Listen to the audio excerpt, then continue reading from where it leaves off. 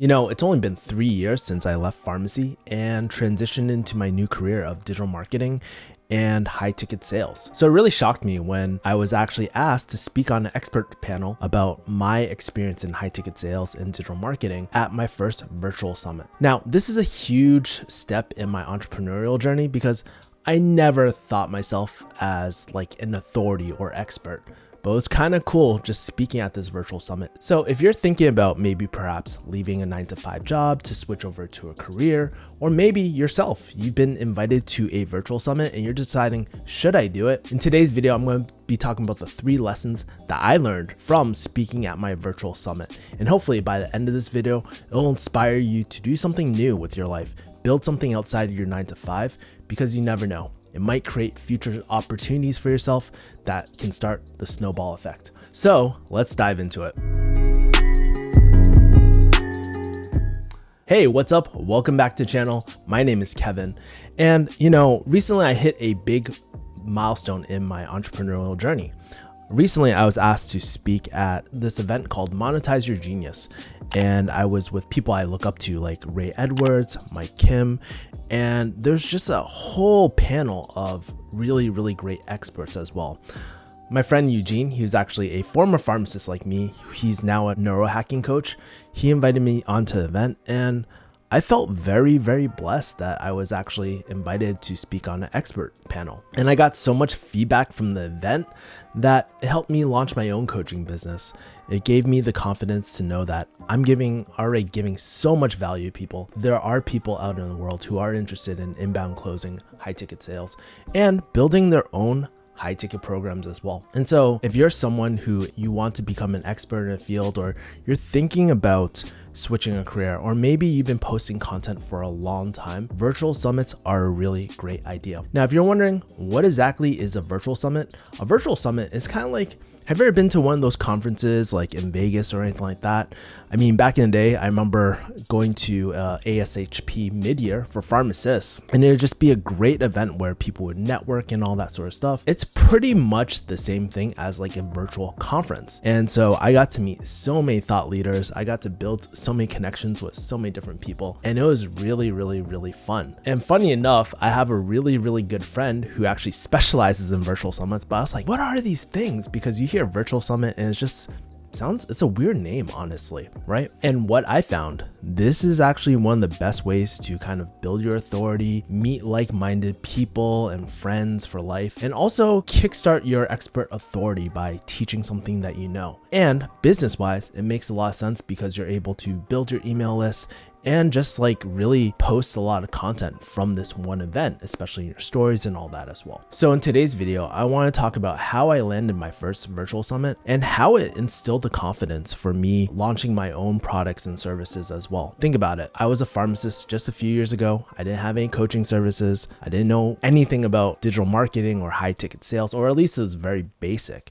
And now I'm speaking on a like-minded panel with people with 20 plus years in the industry. So how did I do that? So I want to break that step by step as well. And more so, if you're a beginning entrepreneur or something like that, I hope it gives you the confidence to inspire you to make a change in your life, do something. It doesn't have to be digital marketing, could be real estate, whatever you want to do. I hope it inspires you to build something outside your 9-to-5, because who knew that starting a YouTube channel, diving into digital marketing and high ticket sales, it would be one of the best decisions of my life, not only emotionally, but for my relationships, my wealth, and my health as well, especially that mental health too, because nothing is worse than that 9-to-5, no lie. And just for a little context, where I was 3 years ago when I was working my 9-to-5 and just a pharmacist, I was like in the back of the pharmacy, learning how to do YouTube, learning how to do copywriting, learning how to do digital marketing and all these different skills.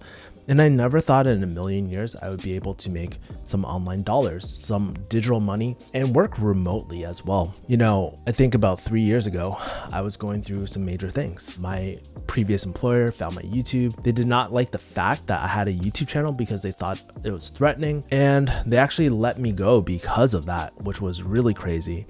And at the same time, I was dealing with my dad in the hospital. He was rushed to the ER at the time. And unfortunately, he passed away. But during that time, all that heartache I was going through, And I felt so much guilt at the time. I was like, damn, should I have done that YouTube channel and all that? Then I was thinking about, what did I do wrong? I was like, there was really nothing that I did wrong. You know, I never really talked about where I worked or anything like that. I was pretty positive about the pharmacy community, telling the ins and outs. And yeah, it just really affected me. And I just thought about my career. I was like, do I really want to stay in this career? Is this something that I really want to do? And that was a very liberating moment for me, because I realized that if I go to another chain pharmacy or something like that, most likely a similar thing is going to happen to me as well. But is this a career that I even want to do? Because I hated the long hours. I really love taking care of my patients, but I got so burnt out from the career and I really wanted to change. So, you know, one of the things that I did was I was stashing cash the whole time. And then I was like, you know what? Now is the time. There's no better time than now. And let's make a transition. So that's when I went into digital marketing and high ticket sales as well.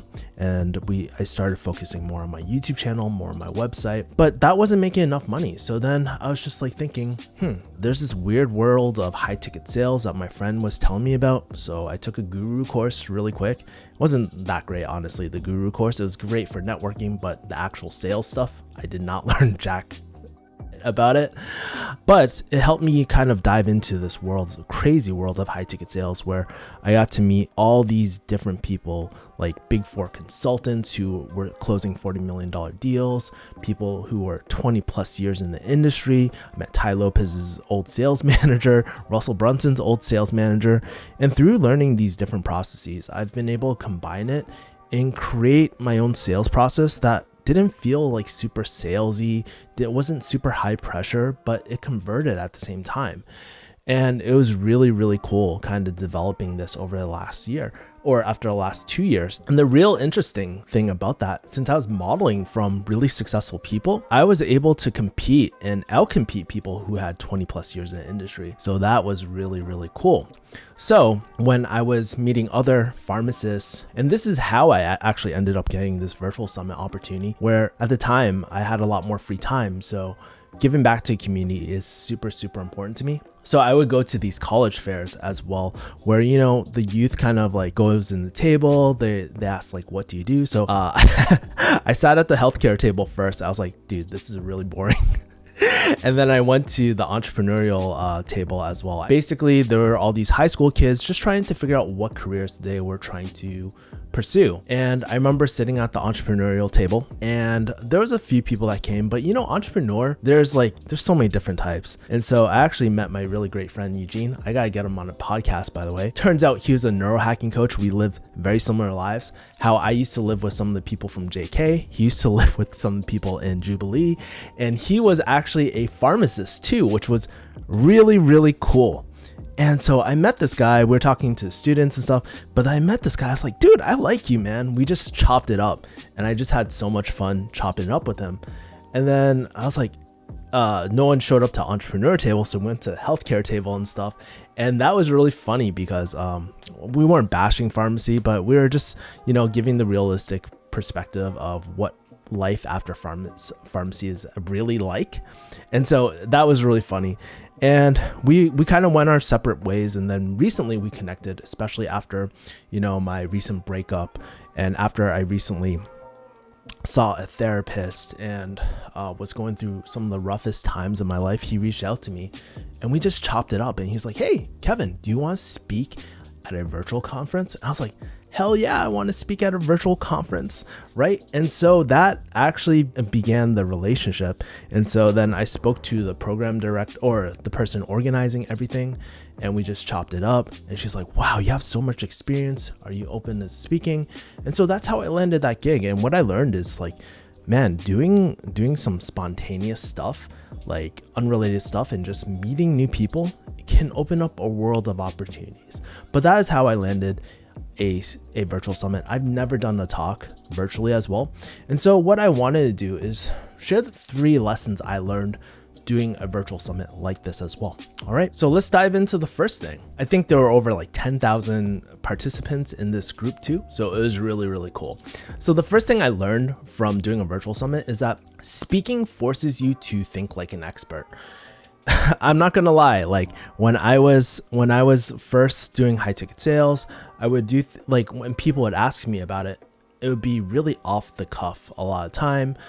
I would have to I would just go through these long 2-hour or 1-hour presentations, just building my philosophy of high ticket sales.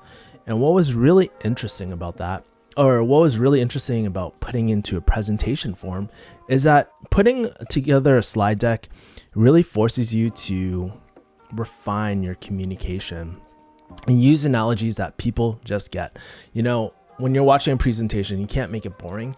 And I started using things like dating analogies or food analogies, everyday things that people understand, or even my experience doing college admissions and relating that to high ticket sales.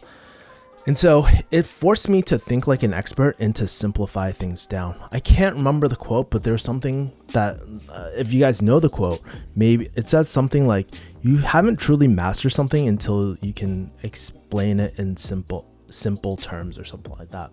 There's some quote like that, but that was really cool, and it forced me to go back in time and think about what are some of the things that I do to make myself really successful.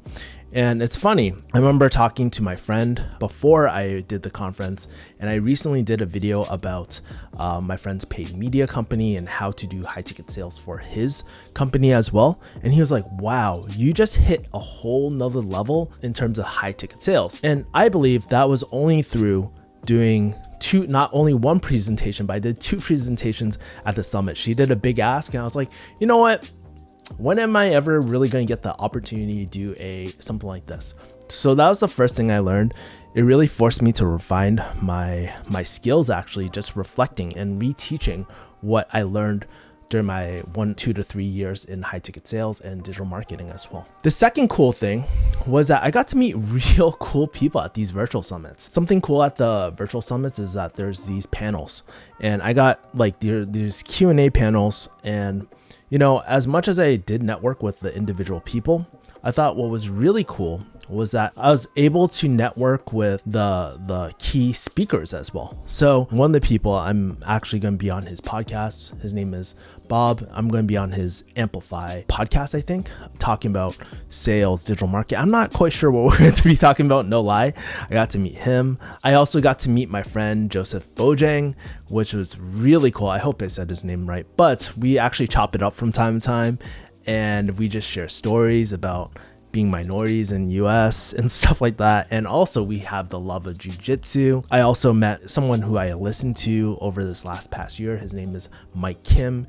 He's super famous copywriter and brand. He talks about building your brands and all that. I got to meet all these really cool people in this community, and it was all through, you know, just opening myself up through virtual summits. And actually, believe it or not, I had, you know, most people know about my main newsletter on Refugee Hustle, but I actually have a email list specifically for high ticket closing and people who want to build high ticket programs as well. And I literally, over the course of a day, I went from 0 to 100 opt-ins. That is freaking crazy. And that was really cool because I was able to meet so many people. And if you're thinking about speaking is one of the best ways. That's why YouTube is so great, because you get to speak to a broad platform.